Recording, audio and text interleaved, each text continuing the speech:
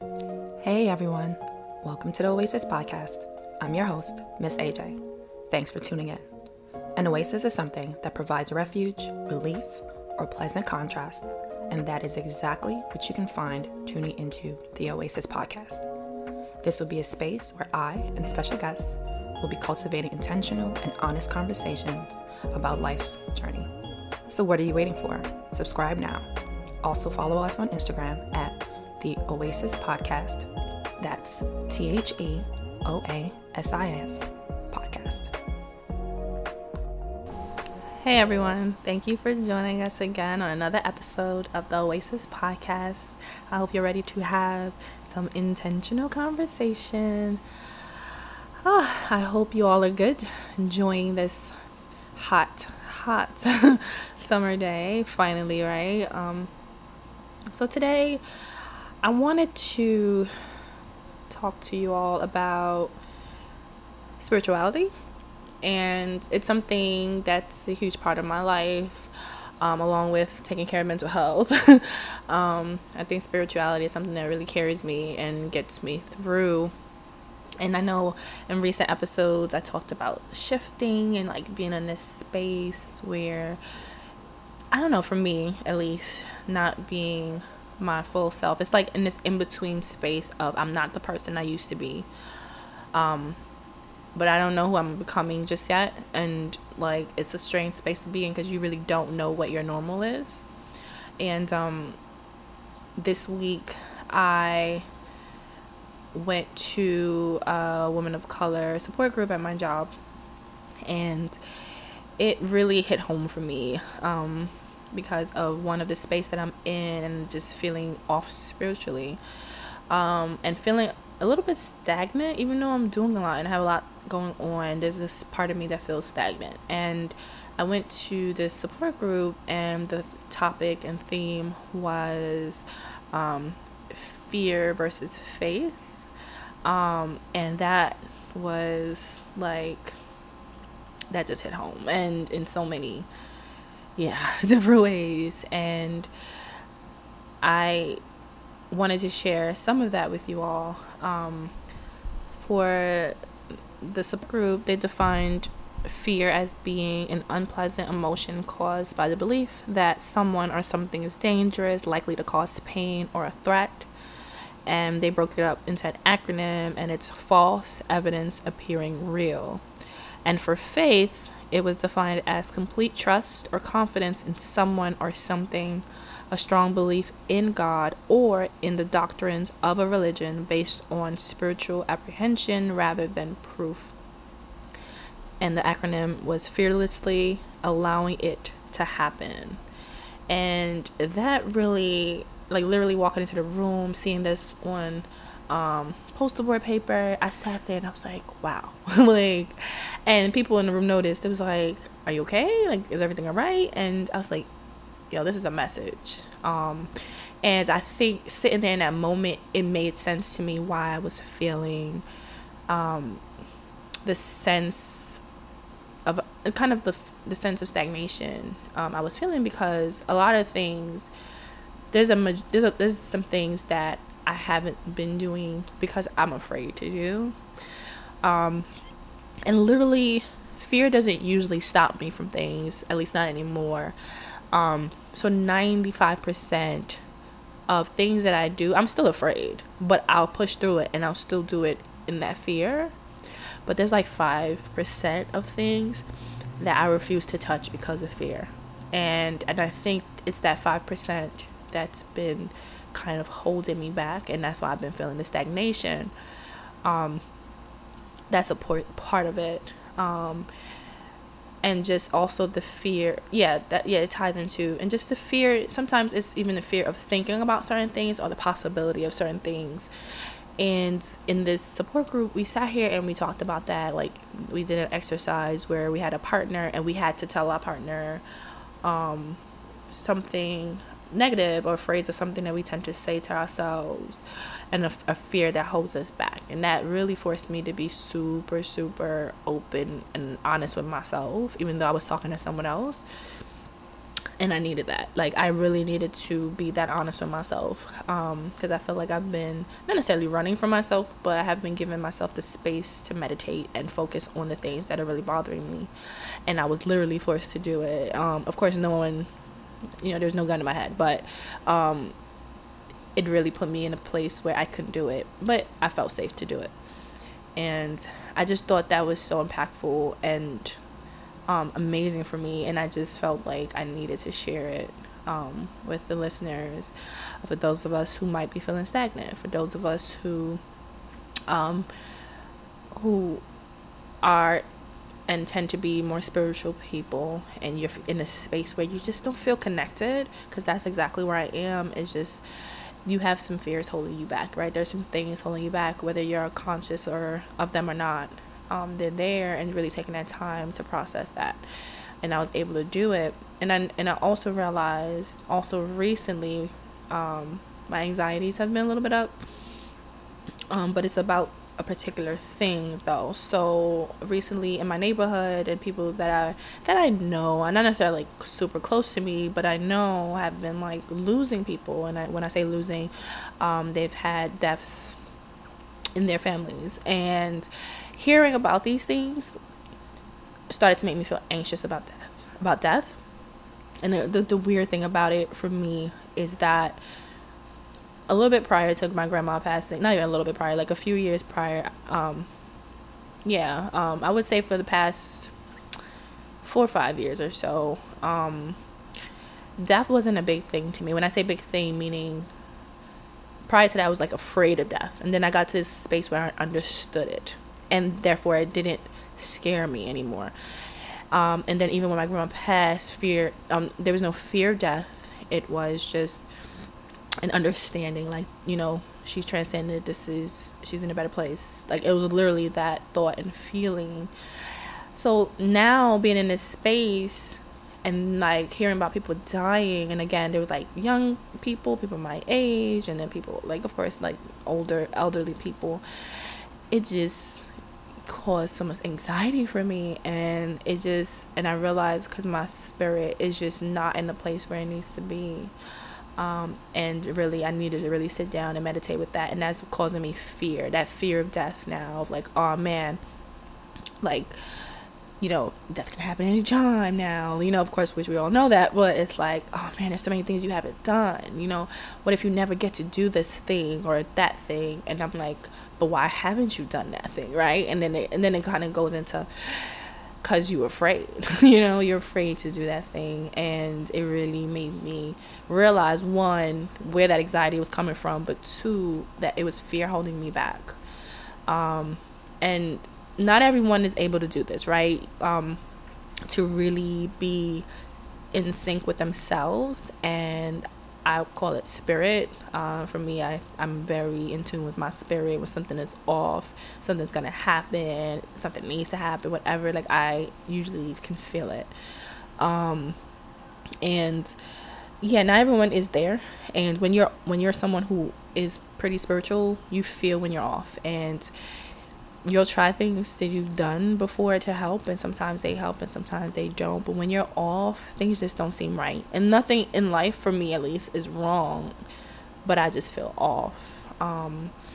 And I realized, it really centered around losing someone, losing something, and not being able to accomplish something before my time on earth is done. And that's something that really sparked so much. So one support group really sparked so much thought for me, and making me want to really talk to you all about this. And I was able to interview Miss Kiana Hines of the Tony Rose Foundation, and she does a multitude of other things, and also hosts her own podcast, Life After Death, Notorious, GRIEF. And I want to go ahead and share that interview with you all. Me today, I have special guest Kiana. Hello. And so, Kiana, please introduce yourself to the listeners. Hi, everybody. My name is Kiana Hines. I am a registered nurse and the founder of the Tony Rose Foundation. It's It's a not-for-profit organization. And also CandiesCorner.com, which is a blog site. So, today we're talking about spirituality, but you kind of come at it in a, I guess, a more targeted way, I guess you can say.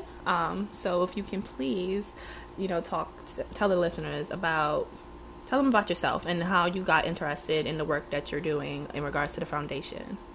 Okay, so last year my mom was tragically taken from me last June, so this actually makes exactly a year this month.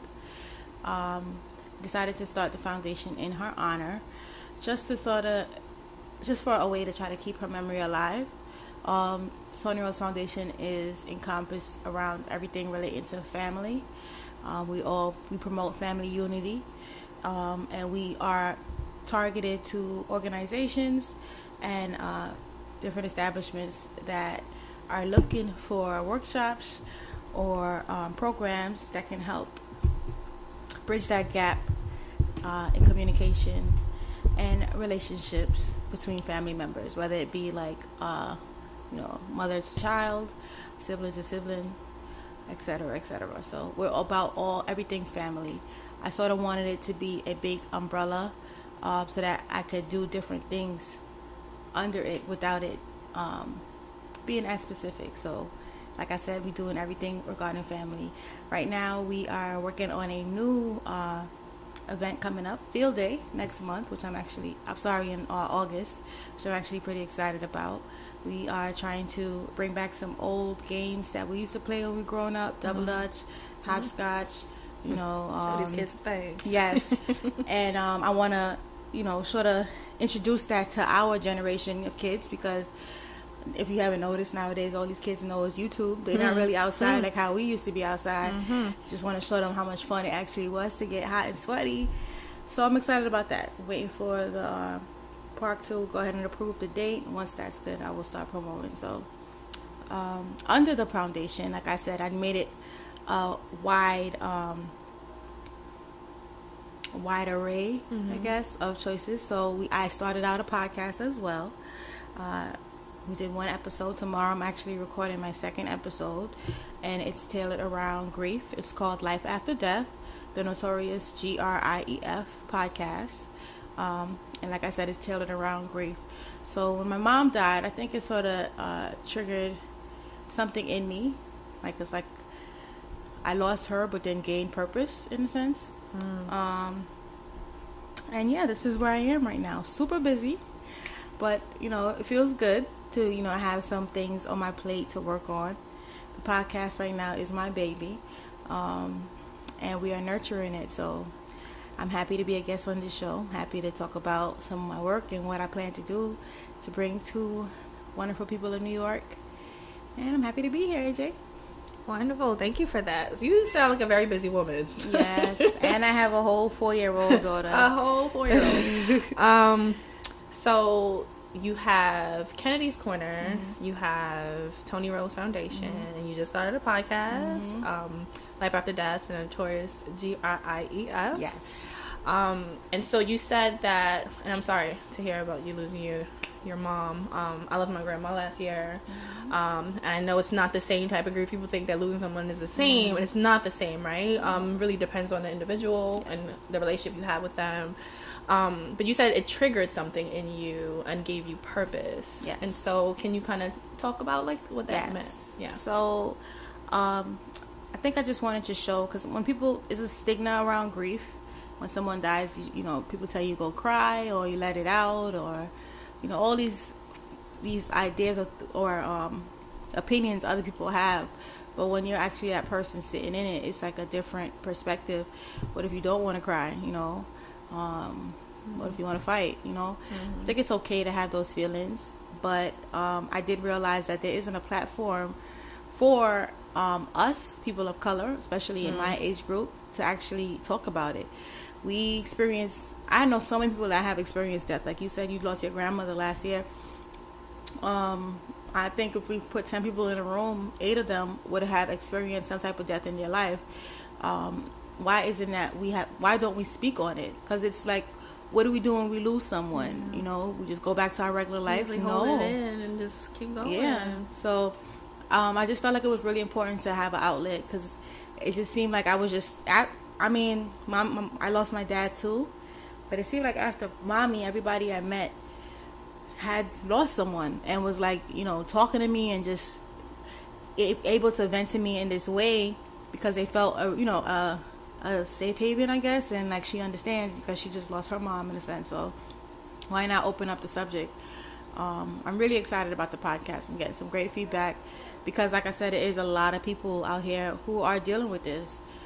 The first episode, we opened up and spoke about Nipsey Hussle's passing, which I felt was a great opening segment, because that was someone that everyone, well, I didn't know him personally until he died. I knew him, of course, as Lauren London's boyfriend, but I didn't know his music or anything like that. So I just thought it was a great way to show, like, people that did know him, people that didn't know him, somehow people were affected by his death. Why? Let's talk about it, you know? Right. So, yeah, I mean, same thing. I didn't know Nipsey, but just to see how people really impacted, there was so many people impacted by his death. It made you, for me, it was interesting to see, I guess, how when celebrities pass away, right, die, transcend, you know, whatever term people like to use, it's a lot of, that's when you hear conversation about death, I think. But when it's on a personal level, it's quiet. Depending on, I guess, the family you come from, or maybe the cultural backgrounds, you don't really hear much, right? It's like, at first, like, when the person passes away, oh, I'm so sorry. Then that's it. And then, I don't know what you do with sorry, to be honest. I don't even, like, understand, like, it. I guess it's a pleasantry. It's something you say. But then after that, yeah, it's like, okay. And then life is supposed to go on. I think, yeah. And for the person who may be experiencing this loss, right? And I say loss, but I also don't feel like all deaths are losses, if that makes sense, not. Right? We say that, but I know for me, losing my grandma, she was sick, right? You know, she had a tough time towards the end. And for me, though she wasn't here anymore, it wasn't necessarily like something that was painful, because I honestly felt relieved in a sense, and I was happy that she was no longer in pain, right? I missed her presence, of course, right? I missed who she was, but the thought of her didn't make me sad, it made me happy. And so it was, for me, I didn't see it as a loss. And I don't know if that's the same experience, because I know it was a different circumstances. Well, a lot of people speak on that. It's usually that it's perfect peace is what I like to frame it as. Nipsey Hussle's mom actually spoke of this too. It's this weird thing that comes over you, and it's just like, I'm supposed to be crying, but I think I'm sort of happy for sis. She about to see Jesus, you know, like, I can't be mad at that. I think it has a lot to do with having faith too, and knowing that, you know, that loved one that passed away lived a life worth living, and they are now happy and really resting. You know, that rest in peace is that acronym is so important. It's really resting in peace, and it's something you really got to think about and take in, especially when you lose someone, because if you wrap yourself around how that person died, oh my God, the person's never coming back, oh my God, life is gonna drive you crazy.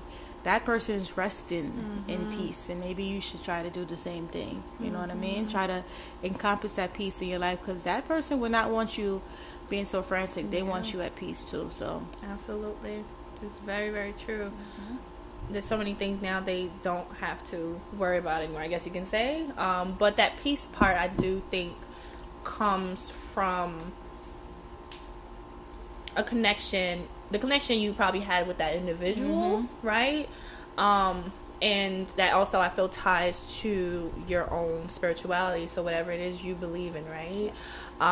You know, people believe in God, people believe in other things, people honor ancestors, etc. So I believe for Nipsey's family, and I'm not sure what they practice, but from what how his mom was talking, it seems like they seem to practice, like, you know, pretty much an indigenous African religion, right? And so when someone transcends, because I heard her use that language, it's not something of sadness, right? Because you don't lose the connection with that person's soul, and that person doesn't leave you. Their body is gone, but they're still here. And I think for me at the time of losing my grandma, I was really like, I was in this space of like really becoming more connected spiritually and things of that nature. And so I think for me, while my family was like, for me spiritually, I was connected to my grandma in such a strong way. And like, I knew that she was going to pass literally like 2 years prior to her passing, because I literally dreamt it, right? Super weird, but it is what it is.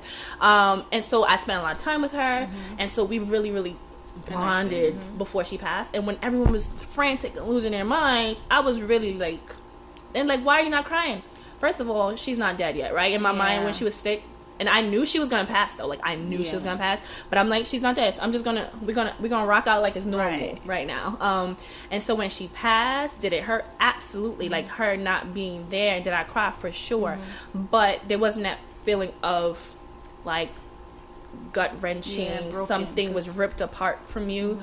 It was like, oh okay, you know, she's good now. And she's not gone, because like, again, some might sound strange for people, and I know some people were saying some comments about Nipsey's mom at the, I think, the BET Awards. What she said made sense if you have spirituality, if you connect to your ancestors, if you understand that. What she said made sense. Yes. But it's crazy because I think I was looking and reading some comments about it, and you get some comments like, what is she talking about? What is she needs help? You know, she needs to see a psychiatrist. Like, what is she? Then you get the comments like, yes, queen, yes. Like, and it's just two different extremes, but that's really all it comes down to. If you have tapped into your spirituality, you understand where you are on your journey. What happened in the past is going to only bring you forward, you know, in your future. Then that's the only way you really understand what she's saying. It's crazy though how I really had this conversation the other day, because they couldn't understand. I'm like, how you can't understand what she's saying? She's talking English. She's as clear as day, but it sounds like gibberish. If you got that eye closed, it's gibberish. So absolutely, very, very true. And this just ties in what you said about that peace you feel, right? I don't know what's the phrase you use, because it sounded perfect great. Peace. Perfect peace. And it's true. And it's like you get this sense of peace and calm. And even after, again, because I believe in honoring ancestors, I still think our ancestors are with us, they're guiding us. And so, and I know the speaker you had on your first episode, she talked about people having honoring ancestors, and they have, have altars for them, and so they honor them in different ways. And you can talk to your ancestors, right? Like, you can, you feel them, you can, there's so many different things you can do. And so for me, like, I never felt that she was gone per se. Like, she's still here. Like, I still talk to her, and I'll still like joke, or I'll just, and it's not like a sad feeling. There's sometimes, of course, when you're like, oh man, I wish I could see her, right? I wish I could touch her, like physically touch her. That's just a human thing that we can't really take away, though. I don't think we can ever stop actually missing, the actual physical connection of that person, because I know I definitely miss my mom, although I know she's with me 24/7. It's a little spooky. But I definitely still miss her presence, like her actual physical presence. So I don't know, so it's a rough road, this grief thing, but I think if you learn how to work with it, maneuver it, try to switch those negatives into positive, feelings, try to redirect that energy, it's really all worth it. Like, it really is. It's really about just trying to live a purposeful life, and thinking about, okay, I lost a loved one. What would they want me to do? How would they want me to push forward? Whether it be their memory, you know what I mean, or me just doing things for myself. How should I better myself? Because this person just lost their life. They are not coming back. I need to keep living because, and this is a shameless plug, there is life after death. Okay, there really is. You're absolutely right. There really, really is. And I think you see life through a different lens when you do lose someone that's really, really close to you. Yes. And there's some people, though, they lose a lot of people that they become desensitized to it too, right? And that's the part of grief that I think not so much is talked about, but is what I think some people's brains go to when they think of death and dying, right? Yes. So why do you think that honoring grief is so important? Well, it goes hand in hand with honoring your ancestors too. Like I said, I think it's really just it's one of those emotions that is misunderstood.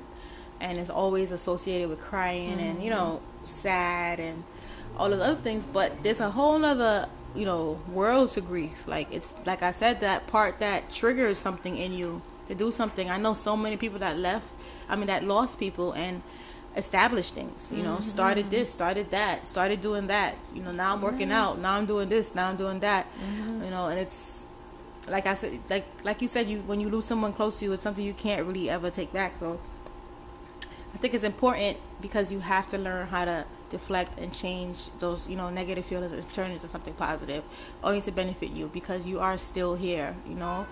I don't think it's something that goes away ever. I think when you lose someone, you're going to miss them for the rest of your life, unfortunately and fortunately. So it's really about learning how to focus and redirect that energy. One thing I do appreciate, though, you haven't noticed, well, just piggybacking off of Nipsey's death and how it affected people, you notice all these marathons that are being run now? It's like everyone is just, you know, getting up and doing something now. All of a sudden, they just this, that, and the other, you know. It's amazing.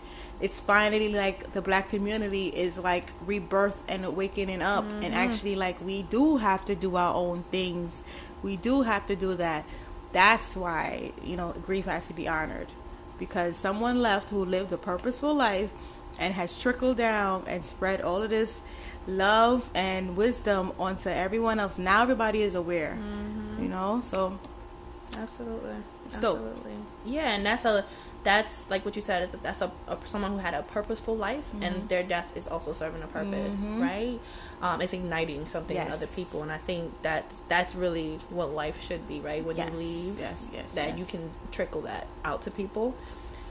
So my next question for you is, what do you feel are some common myths about grief? Common myths about grief.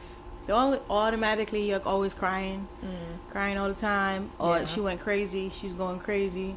People looking at you, you know, wanting you to fall, which is sort of sucky. That's that's one of the worst stigmas about it, because people are looking for you to be, you know, you be falling apart. You know, like, and it's like, you're not. Then you don't get that support of, go. You get up, girl. Look at you not falling apart. No, you don't get anything. Nobody says anything to you about your accomplishments, because they want you to be, you know, on the floor in the corner somewhere. Then it's like, oh, I knew she couldn't handle it. So that's a big common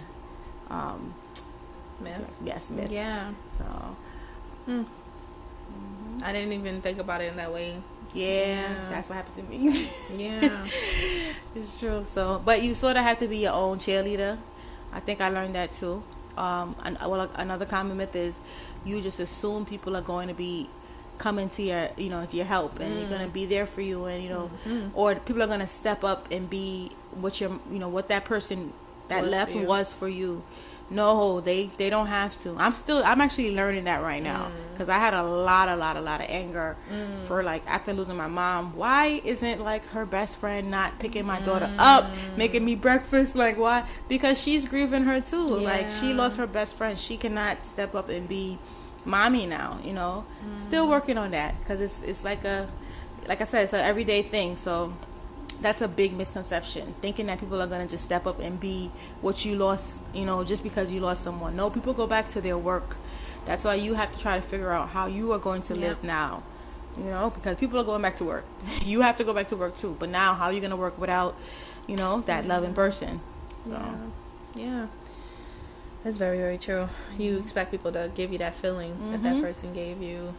Yeah. So what do you wish you had known when you, I guess for you, probably this is probably like a multi-part question, would have known, I guess, when you initially probably lost your mom, but then in starting, you know, the foundation for her, and then I guess now this podcast, because one thing kind of is a domino effect for the other things. What I wish I had known, as far as, like, starting the foundation post her death, or I think touching on her, like her passing as well, right? Like, what do you wish you known, I guess, for that, like, and then kind of about the foundation and starting the podcast. Well, I mean, my mom's death she was murdered, unfortunately, so it's still unsolved. So I really would have wished I found out what happened to my mom. That's number one, because that's like a lingering thing for me. The foundation was, started up to try to keep me positively moving, in that hindsight, but still in the back of my mind, knowing that this is an ongoing case, so it's like two jobs in one, in a sense. I mean, that's honestly the only big thing that I wish I knew regarding her death. There's nothing else more, unfortunately. If I had lost her in another way, and then I could have probably said, I wish you changed our diet up if she was diabetic or something. But when someone's taken from you, you just want answers to why. Yeah. Right. And in regards to starting out the foundation, because I know it wasn't easy, right? No. So, it's a business at the end of the day, so it's all do's and don'ts. So when I started up, we raised money from the auction. We had a silent auction in January at Jolie Studio on North Street in Brooklyn. It was great, amazing. We raised enough money to start it up as a non-for-profit. The only thing I wish I didn't do was I paid like for website space that I didn't start up yet. Did email addresses, like a whole bunch of money that I spent on stuff that probably didn't have to be worked on right then and there. Because I should have worked on content first. So that's like one misconception, but it's all trial and error. Yeah. It's just all new to me. I have a really good team, still building. If anyone is interested, contact me at Kiana Hines at the TonyRoseFoundation.org. Shameless plug. But it's a work in progress. But we have some great ideas, and that faith got us, and so we're pushing through. We'll see how it goes. And how about the podcast now? So the podcast, what I wish I had known. So like I said, June this month was a year for my mom's passing, and I wanted to release her episode on the actual anniversary, which was on the 14th. I did, but I sort of, with this whole grief thing, you sort of forget you're grieving, especially when you're being busy. So the grief holds me back a lot. A lot of tasks and things, like as much as I may write out an agenda, I will have my days of crying, my days of not doing anything. And it's, missing my mom. I didn't factor that in, unfortunately. So for the podcast, that first week, well, first of all, it was her year anniversary. And I don't think I realized, because I'm so busy, I'm not even taking into grasp that this is a year, You just put on something on the to-do. Yes, like I'm just trying to do, and then I'm like, oh my God, it's 365 days since, Wow. So, I wish I would have probably slowed down a bit, because the podcast is not up on all streams yet still. Certain kinks, I needed to work on. I am ecstatic that I hit my goal of actually releasing on the date. Like, that was a personal goal of mine, so I felt like I needed to do it, and I'm happy I did it. And it's out there. At least it's live, But that's the only thing. I'm mostly just trying to take my time and prepping myself. So, yes. But so far, so good. It's all trial and error. Tomorrow's second episode, so we'll see how it goes. I'm sending you good vibes. The episode's going to go wonderfully and Thank seamlessly, because I know the struggles of a podcast. Yes. And so, lastly, how can listeners support the foundation, support your podcast, whatever? Like, how can people support you? Well, for right now, subscribe to Life After Death on SoundCloud. Like and share. We do not have a website up yet, but I'm working on it. But I do have an Instagram, Tony Rose Foundation, where you can keep up to date all of our upcoming events. Field Day event is going to be coming up in August, so if you check us out on social media, you will be able to figure out how to get tickets. If you want to volunteer, I'm going to send out some volunteer forms as well to see if anyone's interested. Contact will be coming. It's coming. So I look forward to it, and I'll definitely be sharing out to listeners. Yes. So, great. Thank you for joining us today. Thank you so much for having me. This is great. Thank you. For this episode, what's new, what's happening, and intentions for this upcoming week. looking forward to, it's not 100% truthful, I'm not looking forward to, but I'm going to be intentional in planning for my birthday. Hunkering down plans and what I want to do. I don't know why, but this year I'm not super excited about it. I haven't planned a trip or anything, which I usually do. So hopefully I get some, I don't know, some mojo or something in me that makes me put a spark a little bit in me to plan for my birthday. So that is my intention for the upcoming week. And for today's Connection Corner, I want to leave you all with a quote again from Soul Guidance. I really love them on Instagram. Like, they give me life. And this one reads, "You're going to be telling a different story really soon. One of healing, success, health, abundance, prosperity, love, happiness, peace, and great joy. You're going to be stronger, wiser, and full of life, sharing all your blessings and passing along the light you're receiving." Thank you for listening. Thank you for tuning into this week's episode of the Oasis Podcast. I hope you were able to find something that resonated with you on your journey. Don't forget to subscribe, share this episode, and like us on Instagram at the Oasis Podcast. If you have any questions or comments, direct message us on Instagram or email us at ajsoasis@gmail.com. Again, that's AAYJAYSOASIS@gmail.com.